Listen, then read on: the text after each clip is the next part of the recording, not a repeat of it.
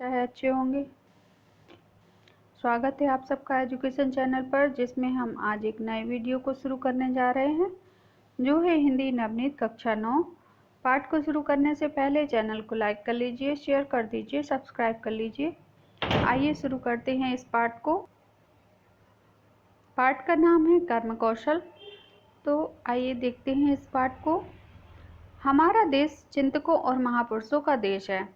यहाँ प्राचीन काल से ही विपुल साहित्य रचना होती आ रही है। महाभारत की प्राचीन ग्रंथ है। इसकी रचना महर्षि वेदव्यास ने की थी। ज्ञान विज्ञान के प्रत्येक क्षेत्र का विवेचन यह ग्रंथ करता है। इसी कारण कहा गया है, यदि हास्ति तद्यंत्र यन्ने हास्ति न तत् क्वचित्। श्रीमद् भागवत गीता के इसी महाभारत का एक अंश है। पांडवों कौरवों के मध्य हुए महासंग्राम के श्रेष्ठ योद्धा अर्जुन को अपने कर्तव्य में रत होने के लिए श्री कृष्ण ने जो मार्गदर्शन दिया, इसी का समावेश गीता में है। प्रस्तुत कर्म कौशल शीर्षक पाठक में कर्तव्य कर्म के संपादन की कुशलता अर्जित करने के महत्वपूर्ण सूत्र निर्देशित हैं। यह पाठ डॉक्टर रघुवीर प्रसाद गोस्वामी द्वारा लिखा गया है। प्रकृति अनेकानेक जीव समुदाय से परिपूर्ण है। जीव समुदाय का तात्पर्य वृक्ष, वनस्पति, जीव जंतु और मानव संतृप्ति है। प्रत्येक के जीवन संचालन हेतु जो नैसर्गिक नियम बने, उन्हें प्राकृतिक नियम कहा गया। वह मानव बुद्धि में निरंतर परिष्कार करके जिस नियम पद्धति का विकास किया, उसे कर्तव्य या कर्म कहा गया। कर्म या कर्म साधना की आवश्यकता एवं अनिवार्य न केवल सभ्य समाज के लिए अपरिहार्य है, अपितु संपूर्ण दृष्टि से के स्थायित्व के लिए महत्वपूर्ण है। कर्मों के संबंध में विभिन्न चिंतकों ने अपनी अपनी दृष्टि है, पर श्रीमद् भागवत में विवेचित कर्म सिद्धांत की आज विश्व में विशिष्ट पहचान है, क्योंकि यह सर्वकालिक, सार्वजनीन एवं सत्य से अनुप्रमाणित है। कर्म की आचरण प्रक्रिया पर विचार करते समय स्वाभाविक रूप से कर्म संकल्प एवं कर्ता के स्वरूप निर्धारण पर विचार किया जाता है। वैसे तो शरीरधारियों के द्वारा जो क्रियाएं जीवन भर संधारित होती हैं, वे अर्थकरी हुई होती हैं। ये समस्त क्रियाएं राग द्वेष से अभिष्ट लक्ष्य अर्थात सुख की प्राप्ति के लिए अथवा दुख को दूर करने के लिए, इसे इस तरह भी कहा जा सकता है कि अमुक कार्यकर्ता द्वारा संपन्न होने पर उसके लिए लाभदायक होगा, इसलिए वह कार्य उसे करना चाहिए, और अमुक कार्य हानिकारक होगा अतः उसे नहीं करना चाहिए। गीता के अनुसार अव्यक्त दिखाई न देने वाली प्रकृति एवं उससे उत्पन्न गुणों से ही कर्म संभव होते हैं। अज्ञान एवं मिथ्या अभिमान से ही मनुष्य स्वयं को कर्ता मानने लगता है। गीता में कहा गया है कि संपन्न किए जाने वाले किसी भी कर्म के 5 कारण होते हैं: अधिष्ठान, कर्ता, धारक, करण, चेष्टा तथा देव। सभी कर्म इन 5 तत्वों के समूहीकरण के द्वारा उत्पन्न होते हैं। अतः यह सोचना अनुचित होगा कि आत्मा या कर्ता ही कर्म करने वाला है।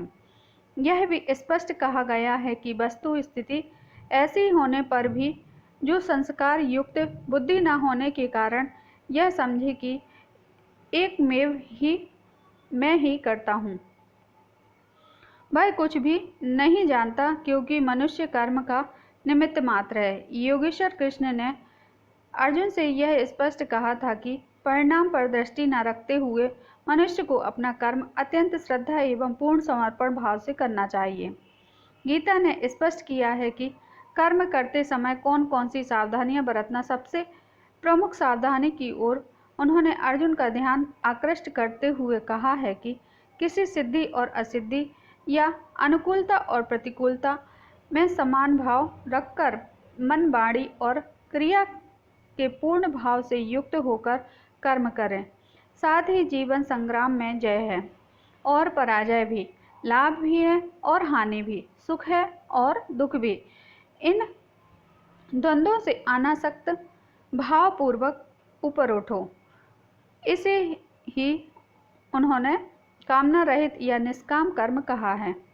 और फल के प्रति समत्व का यही भाव योग भी कहा गया है।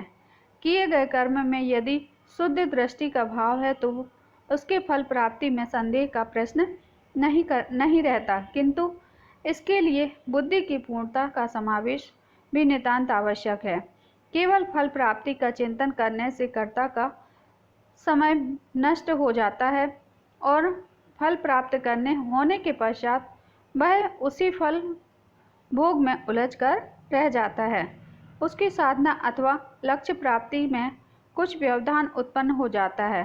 समत्व योग की व्याख्या में कहा गया है कि समत्व बुद्धि उत्पन्न होने पर ही कर्म संपादन की कुशलता उत्पन्न होती है।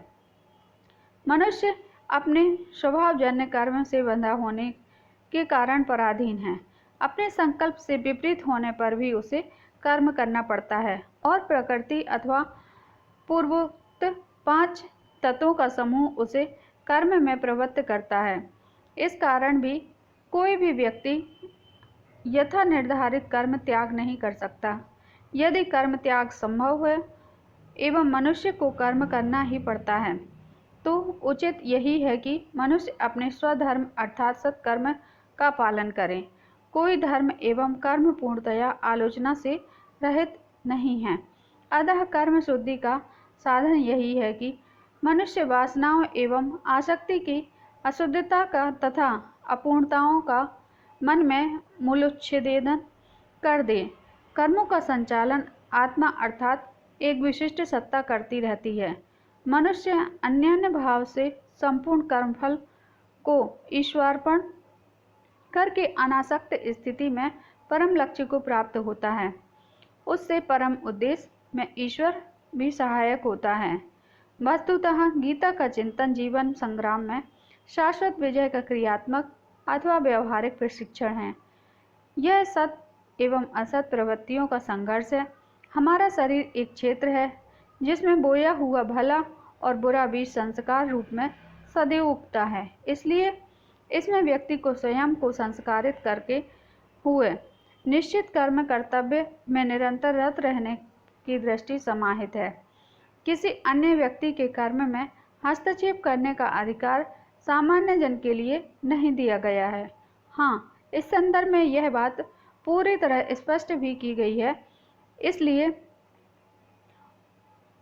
भी उचित है कि यदि व्यक्ति किसी अन्य के कार्य में हस्तक्षेप करेगा तो वह न स्वयं अपना कर्म पूर्ण रूप से समर्पित होकर कर सकेगा और न उसके द्वारा उत्पन्न व्यवधान से संबंधित मनुष्य का कार्य पूर्ण हो सकेगा।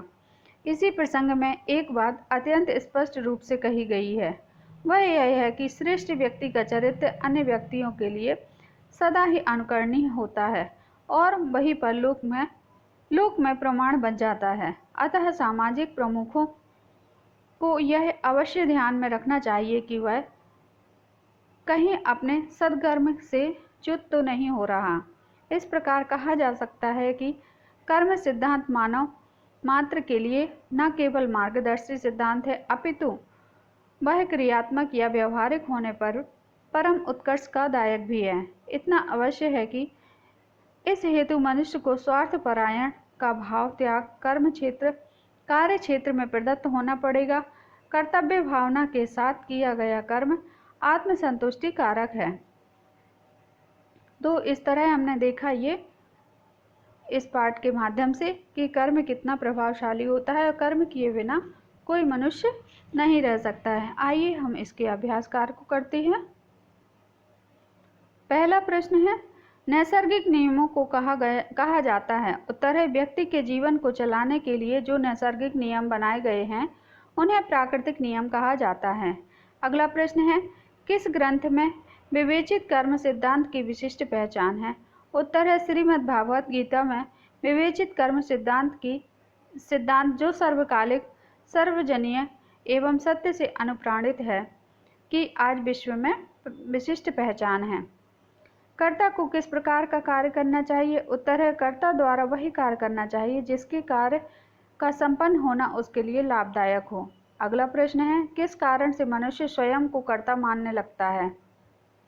उत्तर है अज्ञान एवं मिथ्या अभिमान के कारण ही मनुष्य स्वयं को कर्ता मानने लगता है। अगला प्रश्न है जीव समुदाय से क्या तात्पर्य है? उत्तर है ईश्वर की अनुपम रचना है प्रकृति, जिसमें सजीव, निर्जीव, सुंदर, कुरूप, लाभदायक, हानिकारक, सत, असत आदि समस्त रचनाएं आती हैं। इसी प्रकार प्रकृति जीव समुदाय से परिपूर्ण है। अतः जीव समुदाय का तात्पर्य वृक्ष, वनस्पति, जीव जंतु और मानव संस्कृति। यहाँ पर लेखक के द्वारा प्रकृति में केवल सजीव वस्तुओं को ही लिया गया है। अगला प्रश्न है कर्म के 5 कारण कौन कौन से होते हैं? उत्तर है इस जीव जगत में कोई भी जीव एक पल भी बिना कर्म किए नहीं रह सकता है और प्रत्येक कर्म का कोई ना कोई कारण अवश्य होता है। इसलिए गीता में कहा गया है कि संपन्न किए जाने वाले किसी भी कर्म के 5 कारण होते हैं। अधिष्ठान, कर्ता, कारण, इंद्रिय, चेष्टाएं तथा देव। सभी कर्म इन 5 तत्वों के समूहीकरण के द्वारा उत्पन्न होते हैं। अगला प्रश्न है युद्ध के लिए प्रेरित करते हुए योगेश्वर ने अर्जुन से क्या कहा? उत्तर है युद्ध के लिए प्रेरित करते हुए योगेश्वर अर्जुन ने श्री कृष्ण से स्पष्ट कहा था कि परिणाम पर दृष्टि न रखते हुए मनुष्य को अपना कर्म अत्यंत श्रद्धा एवं पूर्ण समर्पण भाव से करना चाहिए, क्योंकि मनुष्य कर्म का निमित्त मात्र है। कर्ता तो योगेश्वर है, जो संस्कार युक्त बुद्धि न होने के कारण यह समझे कि मैं ही कर्म का करता हूँ, वह प्राणी की भूल है। अगला प्रश्न है किस कारण से कर्ता का समय व्यर्थ नष्ट हो जाता है? उत्तर है मनुष्य स्वाभाविक रूप से कर्म से बंधा है, वह कर्म किए बिना एक पल भी नहीं रह सकता। परंतु जब मनुष्य केवल फल प्राप्ति का चिंतन करके कर्म करता है तो कर्ता का समय व्यर्थ नष्ट हो जाता है। फल प्राप्त होने के पश्चात वह उसी फल भोग में उलझ कर रह जाता है। इस प्रकार फल प्राप्ति के चिंतन और फल भोग में उसका सारा समय नष्ट हो जाता है। अगला प्रश्न है श्रेष्ठ व्यक्ति का चरित्र कैसा होता है?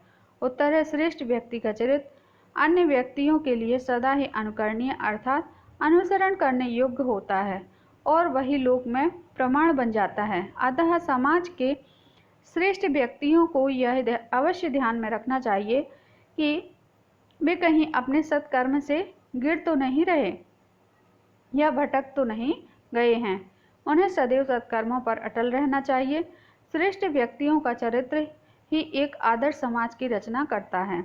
अगला प्रश्न है सबसे प्रमुख सावधानी की ओर अर्जुन का ध्यान आकृष्ट करते हुए श्री कृष्ण ने क्या कहा? उत्तर है गीताकार ने कर्म करते समय अर्जुन को अनेक सावधानियां बरतने के लिए कहा, जिसमें सबसे प्रमुख सावधानी की ओर कृष्ण ने अर्जुन का ध्यान आकृष्ट करते हुए कहा था कि किसी सिद्धि और असिद्धि तथा अनुकूलता और प्रतिकूलता में समान भाव रखकर मन, वाणी और क्रिया से पूर्ण भाव से युक्त होकर कर्म करें। तात्पर्य है कि कर्म का फल अच्छा हो या बुरा, यह सोचने बिना मन, वाणी और क्रिया के साथ कर्म करें। व्यक्ति का जीवन एक युद्ध के समान है, अतः इसमें जय पराजय, लाभ हानि, सुख दुख दोनों ही संभव है। इन दोनों बातों की परवाह किए बिना मोह को त्याग कर कर्म करना है। इसी निष्काम कर्म करने की सावधानी बरतने के लिए कृष्ण ने अर्जुन से कहा, कामना रहित या निष्काम कर्म करना ही प्रमुख सावधानी है और फल के प्रति समान भावना रखनी भी, जिसे योग कहते हैं, प्रमुख सावधानी है। अगला प्रश्न है फल प्राप्ति में संदेह का प्रश्न किस स्थिति में रहता है? उत्तर है फल प्राप्ति में संदेह का प्रश्न निम्नलिखित स्थितियों में रहता है।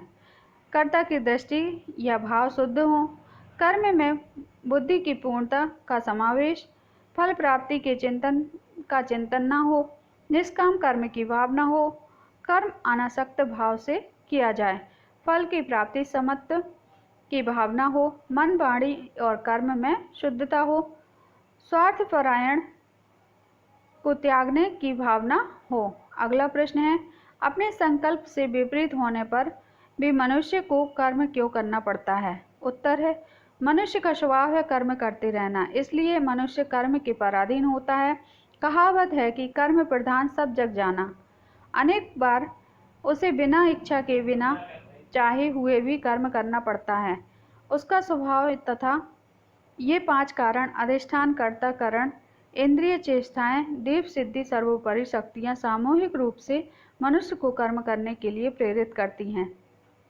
इसका अर्थ हुआ कि मनुष्य निर्धारित कर्म को नहीं छोड़ सकता। कर्म को छोड़ना उसके लिए असंभव है, इसलिए मनुष्य को ना चाहते हुए भी कर्म करना होता है।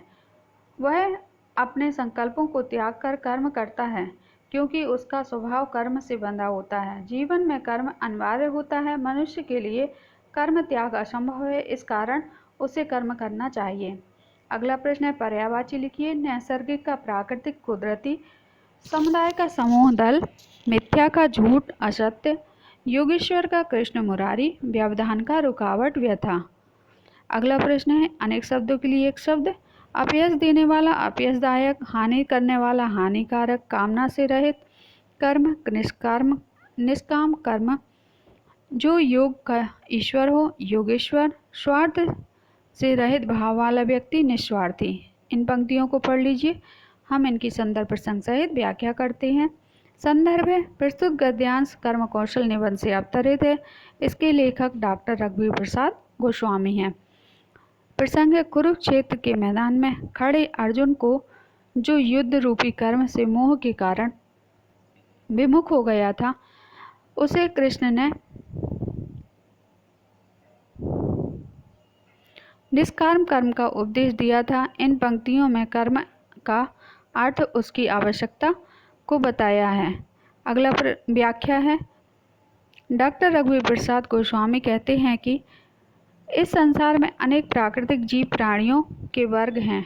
जीव प्राणियों का अर्थ केवल मनुष्य से ही नहीं, बल्कि पशु, पक्षी, पेड़ पौधे अर्थात जीवित प्रत्येक वस्तु जीव जगत में मानी जाती है।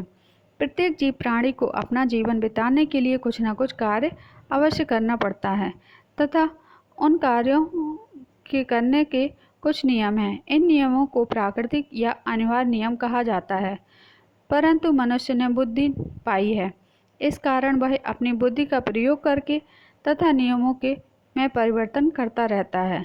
साथ ही प्रकृति व बुद्धि दोनों ही परिवर्तनशील है, अतः वह प्रतिदिन नए नए नियमों बनाता रहता है। इन नियमों को बनाने की प्रक्रिया को ही कर्म कहते हैं। यह कर्म सभ्य समाज के लिए आवश्यक नहीं है, वरन